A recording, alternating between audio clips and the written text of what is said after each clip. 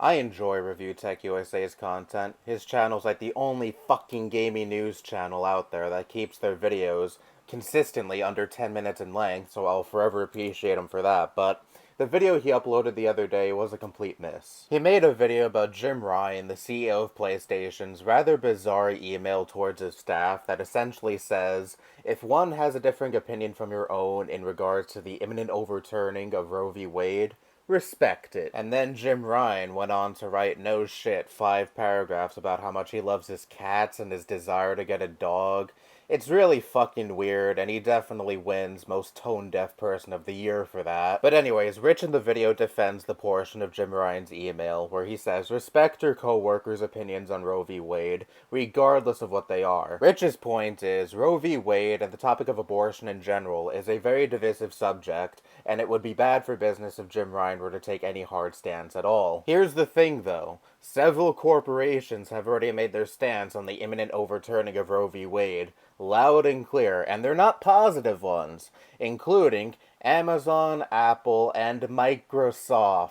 Here is Microsoft, one of the big three in gaming, might I add, pledging that they will add travel expenses to its abortion and gender-affirming benefits for employees in the United States. And here's a statement Microsoft made to Reuters. This support is being extended to include travel expense assistance for these and other medical services where access to care is limited in availability in an employee's home geographic region. Now, do I think these big corporations actually give a fuck about abortion? Almost certainly not. They have Democrat and Republican politicians, including ones that are vehemently anti-abortion, in their front fucking pockets. But whether or not these companies are genuine in their support for abortion rights is irrelevant to what Rich is saying. What is relevant is, these companies still took a hard stance. Why can't Sony? Now, to me personally, Jim Ryan's non-stance on the issue of abortion doesn't mean all too much. It doesn't affect my love for the PlayStation brand and the exclusives. But I understand completely why PlayStation employees are frustrated that their CEO is saying,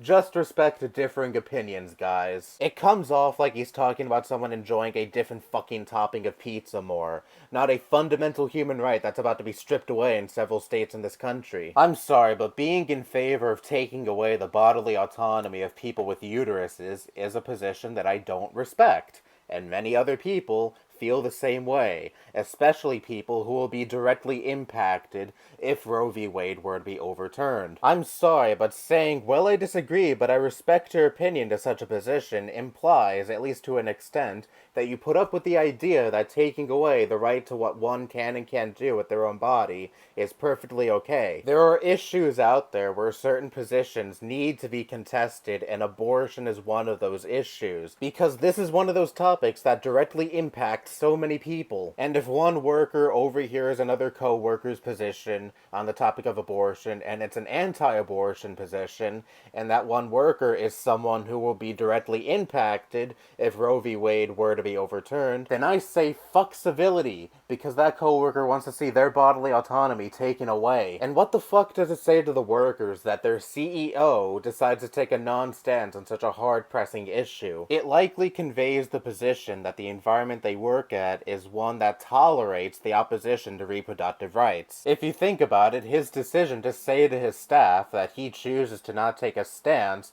on this hard-pressing issue is an anti-choice position, because he clearly does not take the issue seriously enough to say to PlayStation staff that blatant disrespect towards one's bodily autonomy will not be tolerated. And I know what you may be thinking. Why do you give a fuck about what the people who work at PlayStation think about political issues? They make video games. Just play the video games and not worry about that whatsoever. Well, one, the topic of abortion should not be a political issue whatsoever. It should be seen as a fundamental human right, but alas, that's not the world we live in.